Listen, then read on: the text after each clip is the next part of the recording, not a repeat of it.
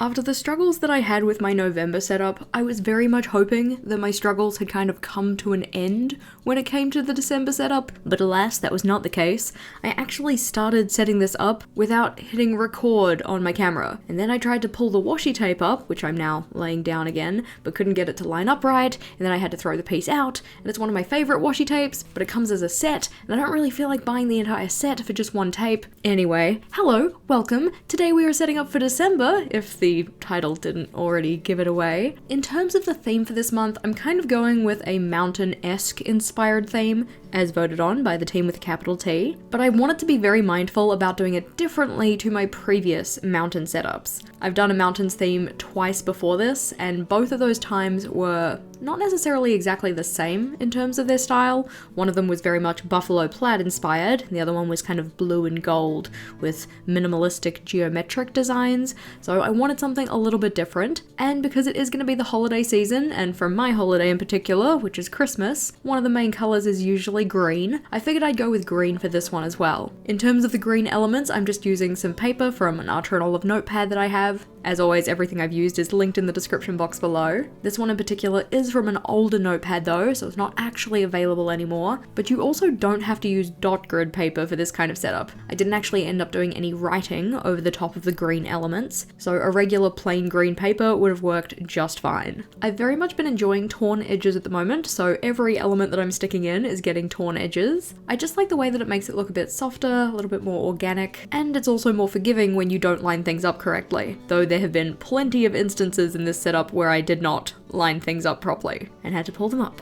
and had to put them down again. Anyway, the page we're actually working on here though is going to be my actions list. Now this is kind of an interesting place for the actions list. Typically I like to put it next to my habit tracker or something that's related to goals, that kind of thing. But I changed up the position 1 because I thought it would be nice to have it kind of front and center, gives me an excuse to come back to my cover page, which is going to go on the right hand side so that I actually look at it throughout the month. And 2, I've actually changed up my setup a lot for December. I'm slowly coming to the realization that I don't really like monthly planning. I find that the months are kind of an arbitrary amount of time to break the year into, and it doesn't really give me a good representation of how one week flows into the next. I'm still trying to figure out what that actually means for my planning system in general, but for this setup, instead of going with separated trackers like a separate meal log or a separate habit tracker, I'm combining them into fortnights or bi-weekly periods, 2 weeks. How you say it really depends on where you're based. For me, it's a fortnight. That means that the only separated out collections that I'm going to be having are the monthly log, because I feel like I can't let go of it, the actions list, which we're setting up here, and my monthly reflection that we're going to have at the back. The other pages, though, are going to be those fortnightly summaries, but we'll get to that in a second. In terms of decoration, I don't know why, but every time I think about mountains, I have to go with moons. So I used some moon sticky notes that I have from Stationery Pal. They're not really all that great as sticky notes, but they are really nice as decoration. Putting it on this page, though, as it was just a little bit too big, so I decided to trim it down just using some scissors and making it a perfect circle using my Stettler circle stencil. Now, because we're very much in setup season, so setting up my new yearly collections journal, my new everyday journal, probably a reading journal set up at some point, that kind of stuff, I really feel like I need to reserve my creative energy. So in order to do that, I went fairly simple with our decoration in this one, so mainly paper, washi tape, the sticky note, and I also wanted to go simple with the headers. I say simple, it was still time consuming, but I decided to print my headers out onto a brown paper bag. I love the craft paper look, and brown paper bags are usually fairly easy to come by. The lettering style I'm using is called Rainier, and if you're part of the team with a capital T, in particular in Team Progress Over Perfection or higher, you actually have access to a practice lettering sheet for this style of lettering. If you're not one of the team members but you want to join, there are details in the description box. But once the headers were printed out onto the brown paper bag, it was just a matter of cutting them and ripping them out and then sticking them into my notebook. I love this style of lettering, and yes, I could have drawn it myself, but this was just nicer and easier. Nicer in the sense that it gets all the lettering consistent, and I don't have to try and make things straight and lined up if if I wanted to go with craft paper. I also like how the ripped brown paper bag adds a bit of texture to the layout as well. In terms of sticking things in throughout the setup, I used 3 different styles of adhesive, 2 of which were tape rollers and 1 of which was a glue pen. Starting here with the tape roller that actually did the job, but then sadly ran out. That one was fine. We do get onto a tape roller a bit later that just was not the business. But once the header's stuck in, then I can go and put the rest of the layout in. For this one, I'm keeping it super simple, just putting in some grey lines on every second line to kind of highlight them. I find this is really good for readability. It just makes it a lot easier to see separated entries, and I also like the way that it fills the white space, because I can't seem to leave white space alone. Typically speaking, my actions list would just be for my goal actions, so things that I want to do in order to accomplish my goals, but there is a good chance that this also ends up being kind of a projects list for the month, so I might end up putting things down here like my membership perks, videos that I'm working on, and any other little projects that are going to be happening throughout the month of December. To accompany the other decoration elements we've got, I also wanted to use some washi tape stickers in this setup. This is a set that I've had from the washi tape shop since last year. This one is a set of 4 tapes where each tape represents a different season, which for where I'm based is very good, because despite the fact that December is in summer, there are going to be plenty of days where it does not feel summery. I ended up using elements from every single tape throughout the pages of the setup, but on this one I've just put one of the stickers down in the bottom corner to kind of round out the page and add some balance. Because we had the header in the top left, it felt like the bottom right needed something. Here we're onto the cover page though, and I've just started by sticking in another larger piece of that green paper and also another piece of that long washi tape. I'm gonna be so sad when that tape runs out. It just makes for really nice background coverage. I was tempted to use book pages from an old dilapidated book that I have, but given the content of the story, I didn't really want to stick it into my journal. Not in the sense that it's like R18 or anything, it's just it's got a lot of curse words, and the size of the text makes things very readable, so it probably would be a bit of a distraction from the other stuff that I have on the page. One of the things that I have been super loving about the square size notebook is the ability to do Dutch doors and waterfall tabs and all of that kind of thing. Because we have that extra width, it gives you a little bit more to play with. So in this setup I opted in for Dutch doors and tabs. This includes the cover page, so I'm cutting off the rightmost edge of the page. At the top though, I am including a little tab, so making sure not to slice through that. And then to make the tabs stand out, I used some washi tape over the top of them. This not only kind of reinforces the tab a little bit, but it also just makes for another decorative element. You can see I've used alternating of 2 different brown tapes, so the one that we've already been using, and then a darker brown grid. Again, both of these are from the washi tape shop, and if you wanted to grab something from them, then you can use code JashiiCorrin for 10% off. We love savings. Or they're also having a Black Friday sale during November, which would be worth checking out.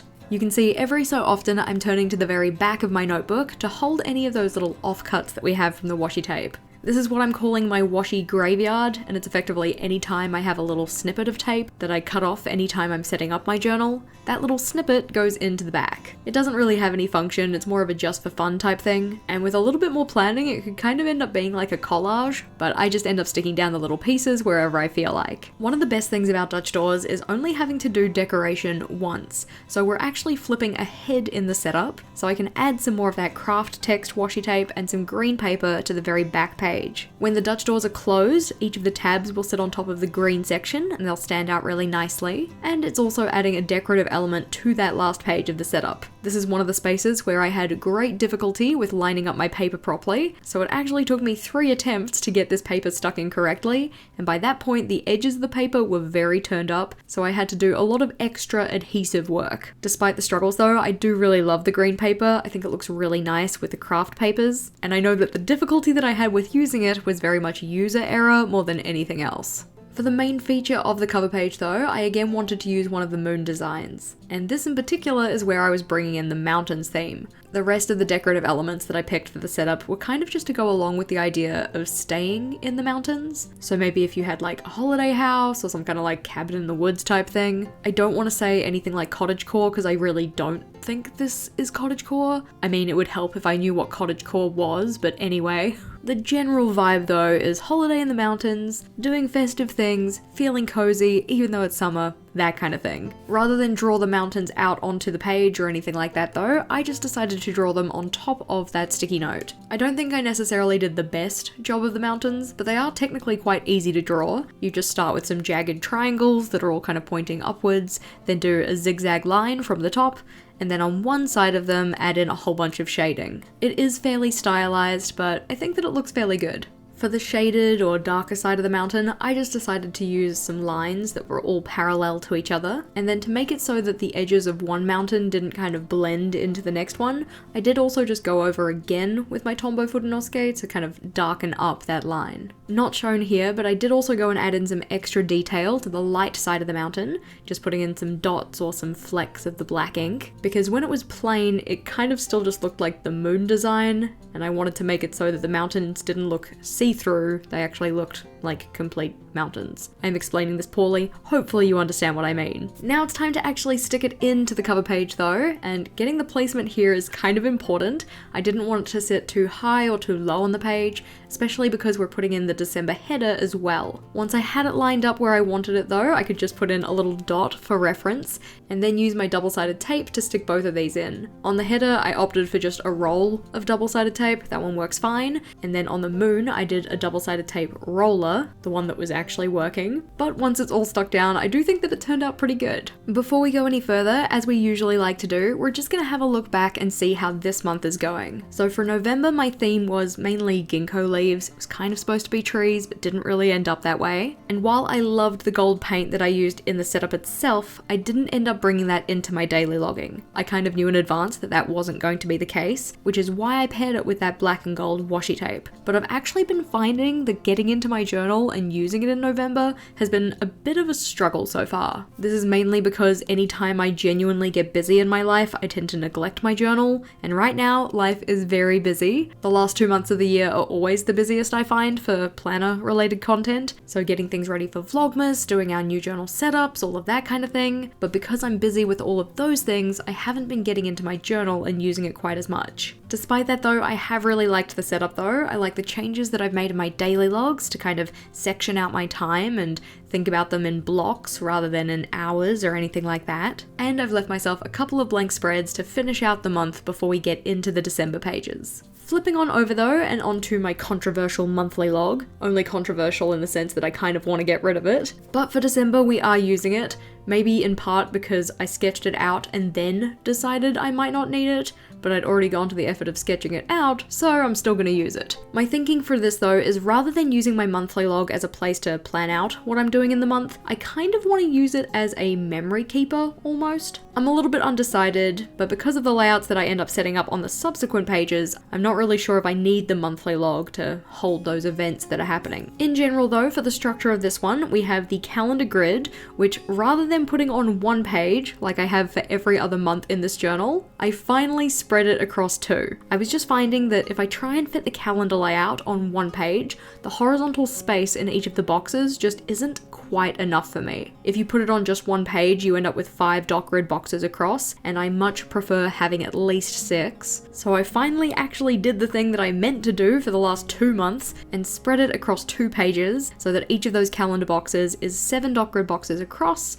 and 7 dot grid boxes down. Rather than filling the space on the right hand side of the calendar with either decoration or some kind of monthly task list, I decided that I wanted to section this out into the different weeks of the month. This can be a space to write down any weekly priorities that I have, or if I go with the memory keeping route, it could be a space to kind of reflect on the week as a whole, maybe write out a particularly special memory with a couple of lines of journaling. When I was setting it up though, the intention was for tasks, so I do end up going and adding a header to it, but I can always cover over that if I decide that I want to use it for something else. At this stage though, kind of planning for tasks. Going with the idea that we're going to experience every season in December, not just summer, I decided to stick in a little basket of mushrooms and a bowl of mushroom soup into the top left. Might seem like an interesting choice given that it's going to be summer for me, but I know that one of the meals that my brother specifically requested when we go home for Christmas is mushroom soup that mum makes, and while Vogel and I make that on a fairly regular basis, it was just kind of nice to know that that's something really special to my brother and he's really excited for it when we go home for Christmas. Part of the reason that I decided on using those washi tape stickers is that there were a couple of elements in there that I really thought tied very nicely with our holiday plans. So I was thinking I could use them on the calendar to represent some different activities that we're going to be doing. We're not quite up to that stage yet, but here you can see I'm using a different type of adhesive to stick in those initials for each of the days of the week. This one is a glue pen, so rather than having a typical ink cartridge, it has an adhesive, and then you can just draw on the back of whatever you're trying to stick in, and it'll put that glue onto it. You can stick it into your journal. This is really good for any pieces that are kind of fine or delicate, where a glue tape roller or just double-sided tape in general would be a little bit too big. And I've found so far that this adhesive works quite well, but it also has the same issue that I have with gel pens, in that every so often it gets to a point where it kind of skips,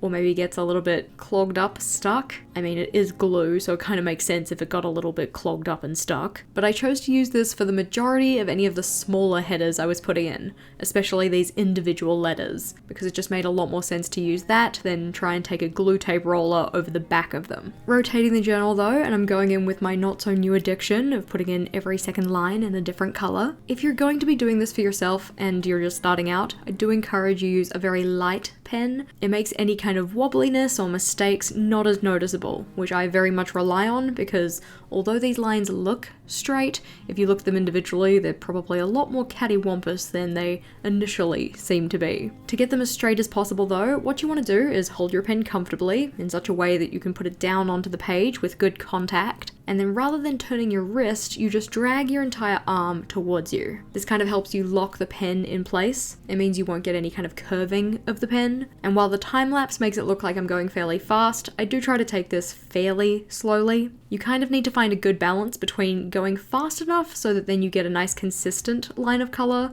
and going slow enough that you can keep the pen going in the direction you want to. It does just take a bit of practice, but it's one of my favorite things to put into my layouts to fill in the blank space. To add the numbers to the calendar boxes though, I'm just using a Staedtler Tri-Plus fine liner in a green that's kind of similar to the green paper. I couldn't find an exact color match, but it's small enough that it doesn't really matter. And I'm putting those numbers in the top right corner because I find that if I put them in the top left, I either don't use the top row of the calendar box, or I have to have all of my entries indented so that they all line up with each other. Having them in the top right just makes a bit more sense for me. Once those numbers are in though, then I can start adding a couple of those decorative stickers to the calendar. I just put 2 in here because those are the only 2 that have plans that I'm kind of aware of. In particular, on the 24th of December, we're going on a picnic, so I put a picnic basket in, and on the 26th, we're planning on having a barbecue, so thus a barbecue sticker. Once I put those dots down on the task list though, initially that was where I was going to leave the layout, but then I realized that the only place in my layout that actually had the mountain designs was the cover page, and given this is kind of supposed to be a mountains theme, I felt it needed to be at least one other place in the setup, so I wanted to put those in the open space that we have on the left-hand page. This is just done in exactly the same way as we had the cover page, so using one of those moon sticky notes, drawing in the triangles, then the zigzags, the additional shading lines, and then darkening up those outlines of each of the mountains. This one isn't going to sit on the page as a full moon though, it's going to be half hanging off, so just a semicircle at the top of the page. As I kind of alluded to at the start of this video though, the process for setting up December was kind of chaotic, so putting in the mountains actually happened a lot later in the setup. So taking a jump back in time before the mountains were in there and flipping on over to our next page. As I mentioned before, I'm really rethinking how I do my planning, in particular on a monthly basis, and whether I actually want to do monthly planning at all. So one of the things that I wanted to trial for December was leaning a little bit more into the fortnightly planning or bi-weekly planning. Rather than putting something like a meal log or a habit tracker on this spread, instead I'm setting up a week 49 and 50 snapshot. So capturing 2 weeks onto this spread, having a space for each of the days in that period, a meal planner, a habit tracker, and a task list. This is effectively my fortnightly dashboard, and it's where I intend on planning out what I'm going to be doing across that 2-week period. With the way that I've numbered my calendar for the year, week 49 starts on December 4th though, so there are 3 days missing from these pages in terms of December, but those first 3 days of December are actually going to be captured in a similar layout that I have in my November pages. So for weeks 47 and 48, 28. I figured this would be a really nice trial run to see if this is something that I maybe want to pursue in 2024, so possibly stepping away from monthly planning and going to something like fortnightly planning. So instead of having monthly setups, I would have fortnightly setups. It's this kind of difficult place because with my content making, the monthly plan with me's are kind of staples. They're like a bread and butter. That's not to say that we should align how we do our planning just for social media and content making and such, but given this is kind of my job, it is an important consideration. Here though, you can see me having the time of my life, ripping out all of these little date covers. Is this something I would recommend if you're in a hurry? Absolutely not, but I do really like how they look. Having them printed at least sped me up in terms of being a little bit persnickety about my lettering. I didn't have to spend a whole bunch of time making sure that they looked nice, but this was certainly traded with the need to then spend time ripping them all out and sticking them all in. For the majority of these ones, I did use the glue pen, but towards the second half of the second week, I was finding that I couldn't really get the glue to come out consistently. I think there's something kind of clogging up the ball of the pen, so I did change over to my tape roller. The good one, not the one that doesn't work quite as well. On the left-hand page though, we have 12 of the days, and then the additional 2 days for the 2 weeks are on the next page. I just tucked them into the bottom, and because I went and stuck the numbers in without really thinking about where I was going to place those boxes, I did have to pull up a couple of the numbers and move them around a little bit. Thankfully they weren't so stuck down that I couldn't do that, but I feel like if I had have left it a little bit longer, they probably would have been a lot harder to move. To make this one look consistent with the other pages of the setup, I did decide to go and put in those grey lines, though I do wish I had have done this before putting in the headers. This was very much one of the layouts where I didn't really have it fully planned out before I started, and if I had have done that, I probably would have done the grey lines first. In fact, that's what I end up doing on the next spread, which has a very similar structure. This meant that I did have to try and colour around the headers that I'd already put in, meaning some of them ended up looking a little bit murky or muddy because the torn edges of the brown paper bag would pick up the colour from the Tombow. It doesn't bother me enough that I feel like I should just start again with those headers, but it was something to keep in mind for the next iteration of this layout. Another thing that made my setup experience a little bit trying is that I seem to have real difficulty with ruling my lines in this setup. A lot of them went a little bit cattywampus, a little bit off kilter, so I did end up having to go in and fix those. I mean, I didn't have to fix them, but I chose to. And my fix of choice for these is just using some white sticker paper, like the kind of name label stickers that you'd get if you went to a conference where you didn't know anybody. I just cut down small strips of those and stick them over the line work that isn't supposed to be there. The nice part about this is that the finish of the stickers is really similar to the finish of my notebook paper, so it blends in super well and I can write over the top of it with my pen. As said though, for the structure of this page, we have a box for each of the days in the fortnight, and then I also have a space to record my meals, in particular dinners and my plans for dinners, and a habit tracker to record my habits over the 2 weeks. This in particular I'm quite excited about because I find that I can be consistent with a habit tracker for about 2 weeks, and then after that I usually fall away with it, so having this one only capture 2 weeks I think is going to work a lot better. The space in the top right I'm making sure to leave blank because that's where I'm going to be writing in what those habits are, and while I'll probably have the same habits or very similar across the whole month, I'm not going in and writing those out ahead of time because I want to give myself the opportunity to change my mind. Have you ever gotten it where you get halfway through a month and you realize that some of the habits you've picked just aren't really working out? I want to kind of safeguard myself against that, so I'm only going to decide on what the habits are for this habit tracker maybe a couple of days before I actually have to start using it. That means making a decision at the very start of December, and then making another decision for the next fortnight about midway through the month. Flipping on over though, and we're setting up effectively the same layout again. This one's going to have a very similar structure, so the same boxes, just maybe in slightly different places, really just to add some visual interest between the two spreads. Part of the thing that I'm trying to figure out for this potential new planning style that I might be going with is where monthlies kind of fit into it. As it stands, there are currently some things in my life that are much better planned on a quarterly basis rather than a monthly or half-yearly basis. In particular, my goal setting, which I like to do quarterly, and there are also elements in my life that work really well on a fortnightly or 2-week basis, thus trying out these layouts. So that's things like my budgeting, bill payments, especially as related to like our home loan and stuff, considering my filming versus not filming days, because Vogel is also on a fortnightly schedule for work, so he has certain days of the fortnight that he's either working from home or working in the office, and it's a lot easier to do filming and voiceovering when he's not around. around. Not because he's annoying, just because he talks quite loudly, and you can sometimes faintly hear him in the back. Just in case you don't know who Vogel is, that's my partner. But anyway, so I'm kind of toying around with this idea of, do I just move myself to quarterly planning, so I have kind of a major setup each quarter rather than each month, and then within that do fortnightly planning rather than weekly. So it's kind of moving myself to longer spans of time rather than shorter ones. So rather monthly and weekly, it's going to quarterly and fortnightly. But then the question is, how does this actually work for my journals? Because I don't want to go through a whole journal every 3 months, and I've previously been finding it a little difficult to fit an entire 6 months into one journal too. I'm still toying around with it. We'll have some kind of an update about this in December, so if you're curious to see where this planning change up takes us, make sure that you're subscribed to the channel. This is another one of those layouts where some parts of the setup happened a bit further on in the filming process, so taking a jump back in time before I put the numbers on both of my trackers, and flipping on over to where I'm going to have my monthly review page. The general structure of this one is going to be fairly similar to previous months, so 9 boxes for 9 different things that I'm recording. But after we stick the monthly review header in, I figured I'd show you how I actually print onto a brown paper bag. We do actually have a previous video on the channel that shows this, but the first step is to attach the brown paper bag to a regular sheet of paper. This is so that I don't have to stuff around with my printer settings for different sizes of paper, and it also means that I can use the regular paper size in the document that I'm printing out. To adhere it to the page though, we're just using some washi tape,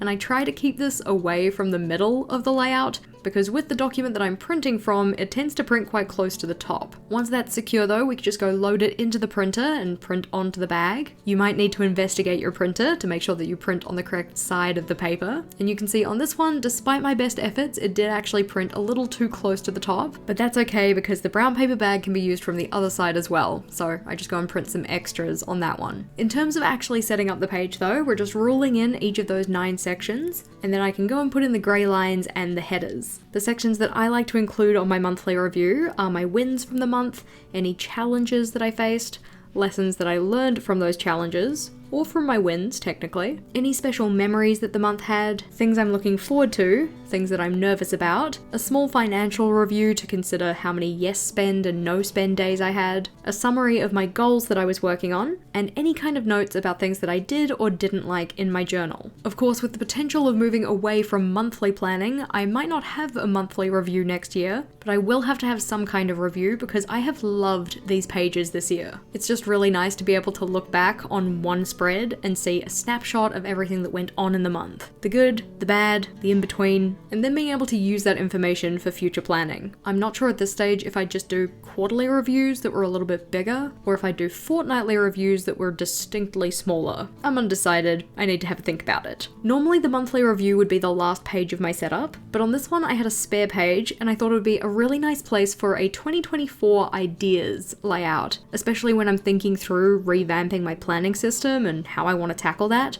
Having a space to jot down any notes or thoughts that I have about that, I think would be a really good idea. This one is going to be set up super simply. It's really just sticking in the header, because at this stage I don't know what form those ideas are going to take. Is it going to be a mind map? Is it just going to be a list? Do I need separate boxes? So I'm keeping the layout super open so I can put that stuff in whichever style I need it to be. Turning back so that we can have a look at all of the layouts that we set up in this one, I really like how this came together. Despite the fact that the actual setup process was a little bit of a nightmare, many things went wrong, but hey, at least I have the correct number of days on the monthly log as opposed to what happened in November. I'm really curious to see how this fortnightly planning system goes, in particular not having those monthly trackers, because I don't know about you, but come mid-month, oftentimes I have lost all motivation to fill them in. I think that this bi-weekly or fortnightly style is going to work a lot better. If you are still on the hunt for December bullet journal inspiration though, then the playlist we have in the top left is for you, or if you wanted to check out my new journal setup, then the video at the bottom is where it's at. Click or tap on either of those and I'll see you over there.